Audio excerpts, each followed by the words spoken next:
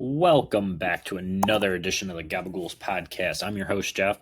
Today on it, you're stuck with the solo Gabagool. We're gonna run through some fantasy players that are gonna get drafted for the NFL, and I thought tight end might be the most fun to kind of talk about just based off of the draft, just because there isn't a whole lot of everybody's stuck on the running backs, but I think the tight end class actually could be one of those sneaky deep classes that brings us a lot of potential for years to come. And I think it's two or three really. I'd say elite deep, and then maybe like five or six that you could say, okay, these guys could be starters, one day, if not now. So we're going to obviously start with Tyler Warren out of Penn State. He's 6'6", 257. Kind of had his breakout year this year. This is his senior year, I believe. Had a couple huge games. On the season, he went 104 for 1,233 yards and 8 touchdowns. My comp for him would be very similar to George Kittle. I think he's going to be a top 10 pick, if not top 12. I'm hoping my Jets get him. That's a little bias on that, but, because I want somebody that actually can, do something with the ball outside of Garrett Wilson and Brees Hall. But back to Warren. When you look at Warren's comps, I mean, he's 6'6", so very similar to like Kittle. And early on, when Kittle came into the league, he was one of those elite, play after or after he catches the ball, does a lot well with the ball, I should say. He his receiving ability is going to make him worth the top 10 pick. And that's why I think the Jets, because they do need a tight end, that gives them enough, to kind of go down that route. And, you want to have a team that can kind of utilize him in the correct form.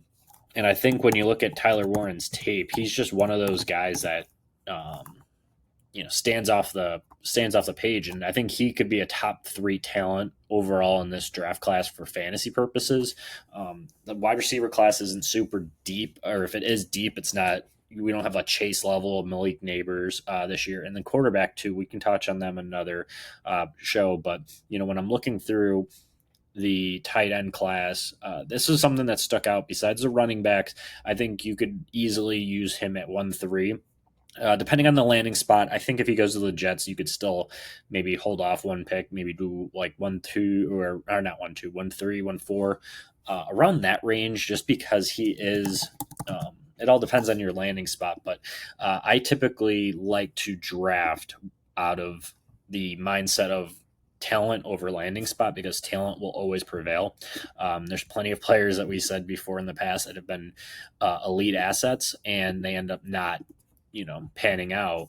And it's just because of the landing spot. I mean, look at all the Chiefs wide receivers, for instance. We've gone through so many of them, and some of them will pan out. But once again, he's an exceptional player, excels at a whole lot. He's a red zone nightmare. He's a dangerous runner. He's a former QB, so he obviously knows what he's doing out there. So he's a dynamic weapon. So obviously, Tyler Warren, high on my list for fantasy, high on my list for the NFL draft. Hoping my Jets take him. Next guy I would like to go over is Colston Loveland out of Michigan. He's got the championship pedigree. He was a part of that team that did win a national title with Michigan. Last season, he did go 56, 582, and 5. So it didn't really stand off the page on the stat sheet a whole lot for his career. He only had like 11 touchdowns. But in the Big Ten, you kind of have to be well-rounded. One of the teams that I see him potentially falling to are 3 of them, I should say. I could see him going to the Bears. I don't think they go that route. I don't think they go tight end at 10. I think if they do, they'd trade back and let somebody else do that. I can also see him falling to the Colts, who desperately need a tight end, or I could see him with the Chargers, reuniting with his former college coach. And my comp for Loveland is more of a Tucker Kraft or Hunter Henry, maybe a more athletic Hunter Henry. Um, I think it stands off on the page that he's one of those guys that he's a great athlete, natural hands. Can catch pretty much anything that's close to him. Obviously having JJ McCarthy did help. Last year they didn't throw the ball a whole lot, so his numbers weren't like super crazy. But he's a really good route runner, can create separation. He played basketball, so obviously he knows how to jump up and get those like 50-50 balls. That's good when you're in the red zone. And I think if he can, you know, learn to block a little bit better, I think that's gonna like set him apart. And I think that could be something that you see in year two, year three. But that's kind of his like weakness would be his blocking. But overall, I think he is one of those players that could go in the first round. So we're talking two tight ends potentially in the top 15, um, at least minimum. One more thing to mention on Colston is that he is 6'5", so once again, great height for tight end, but his 40 time was a little slow with the 4.7. I mean, obviously, they're not all going to be Brock Bowers. They're not going to be these speedy tight ends, but I think he'll get the job done for what you need him to do, and it is first round, quality, in my opinion. The third tight end that I want to bring up that had a huge year for a smaller school is Harold Fannin Jr. This guy's not going to go in the first round. If he does, I'm going to be shocked. What this guy I could see falling to the Bears just because this could be a nice like a late asset, as we saw what he could do with his athletic ability. And the Rams are also another team. He's 6'4", 230, so not the same height as Warren or Loveland, but his comp is kind of a better version of Jatavian Sanders slash Darnell Washington. His 40 time was kind of similar to Loveland's, and I wasn't really super impressed. It was one of the worst that I saw. Pretty overall slow player, but that's not going to deter me from him if he ends up in a landing spot that desperately needs a tight end. I do see him being able to potentially even turn into a Dalton Kincaid type player. Really nice career. I think he could end up with. He's an elite route runner. When you saw him at Bowling Green, he had exceptional hands as well. And when he had the ball in his hands, he was gone. I mean, he did really well after the catch, and he was like pretty much like a running back out there with the vision. He had 34 broken tackles and 873 yards after the catch, which led all tight ends in 2024. That sticks out. For his career last season, he won 117 receptions, 1,500 yards and 10 touchdowns. That's more than a lot of these tight ends have in their entire career. Granted, once again, we're talking about a player who played in the MAC, so you can't really grade him as high. Like I said, I fully expect Fannin to go in the top 3 rounds. Maybe he slips a little bit just based off of his overall 40 time and just kind of the lack of NFL type talent he might have faced in college. So that might project him in the later rounds as well, but should be a decent fantasy asset. He actually is my fourth tight end off the board. I do have another one, Elijah Arroyo out of Miami.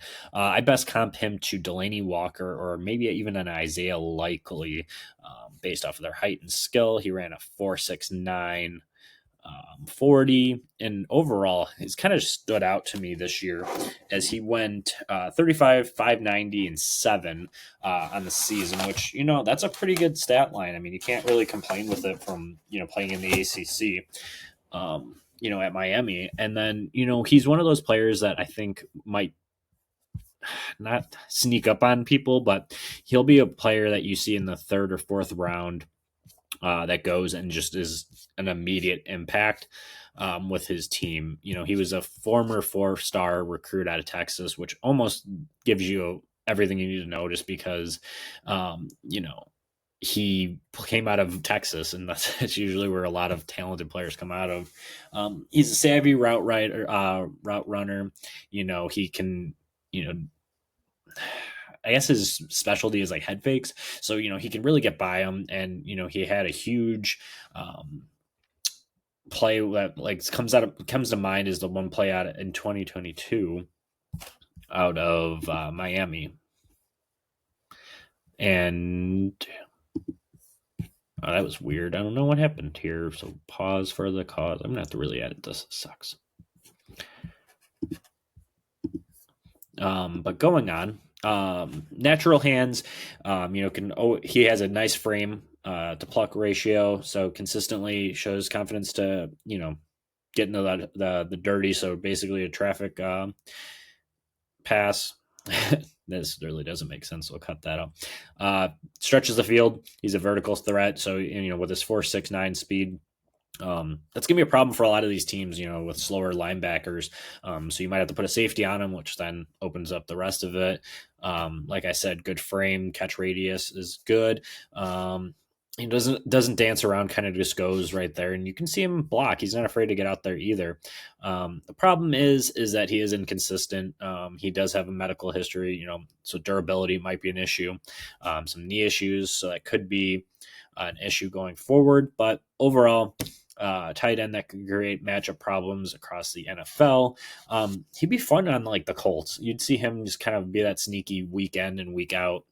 Um, tight end, and I'm ranking him at 5 right now. Depending on this is all pre-draft rankings, so I put him at 5. A guy that I actually should have talked about earlier was out of LSU, and it's Jason Taylor's son, Mason Taylor. I really think he's going to be a hell of an NFL player, just in the small sample size of what I saw at LSU. He has all the draft components. He went 55, 546, and 6 at, against the SEC. And when you're 6'5", 251, you should be. And once again, that's the size that you want at a tight end. He did run a 4.65 40, which is pretty quick. That's going to make him really stand out on the draft boards for a lot of these teams. And I think he might end up being a worse version of Travis Kelce early on. I'm not saying, he's going to be a Hall of Fame player, but when you look at his statistics and just overall, the same productivity is very similar.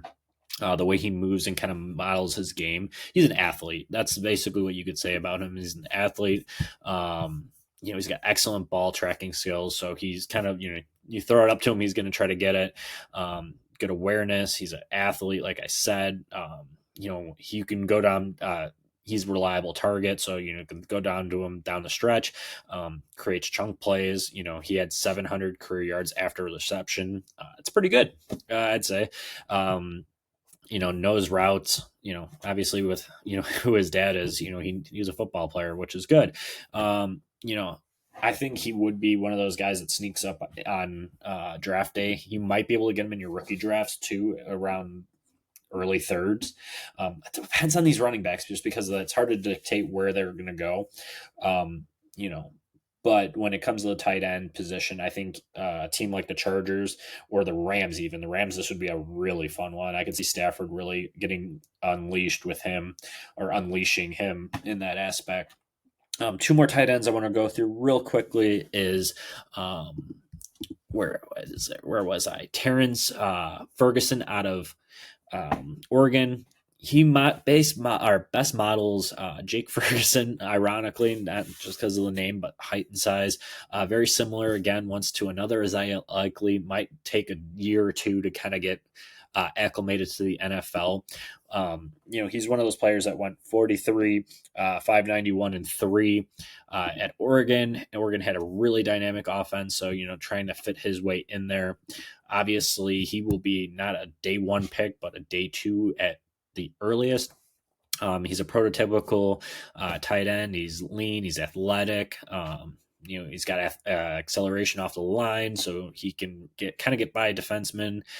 Good body control, so he can catch. He's got good hands. He's a red zone threat, so it's kind of everything you want out of a tight end. Once again, that's probably a third round guy for that, and maybe even a fourth rounder your rookie draft. It all depends on where he goes for him, but he's ultra talented. You should definitely have him on your radar. And lastly, I do have Gunnar Helm, who had a rough go of it at the combine. I think he tweaked it up his ankle, but he did run a 4.8, so that's why it's a little bit slower, because he did run it hurt. But to go out there, that shows the dog in him. I like that. He was a blocking tight end for the most part, so he doesn't really have a lot of great comps out there, other than the fact that he's kind of a blocking tight end, but he does have good hands. he did go 6,786 yards and seven out there in Texas. So facing the SEC, you're seeing a lot of good talent. Good body control. He's a good route runner against zones, so you can see him, probably being a tight end two on some teams at least for the first couple of years. Like I said, he's a dog, good in 50-50 positions, and he could be a red zone target. Kind of reminds me of like trying to think of a good one. Like I want to say Dallas Clark, but that's not really a great comp for him, I don't think, just because of height and size and the athletic ability is a little bit different. But I think Gunnar Helm is going to be one of those guys too in your rookie drafts, depending on where he goes. You're going to see him skyrocket too. So I just threw out there about seven tight ends that I think are going to be pretty impactful for the fantasy landscape. So go out there and get drafted tight ends because we'll find out this weekend. But I am projecting at least two in the first round. If Loveland goes at the end of it, I would not be shocked. To the Chargers, just because they need some more weapons for Herbert out there. But let me know what you guys think.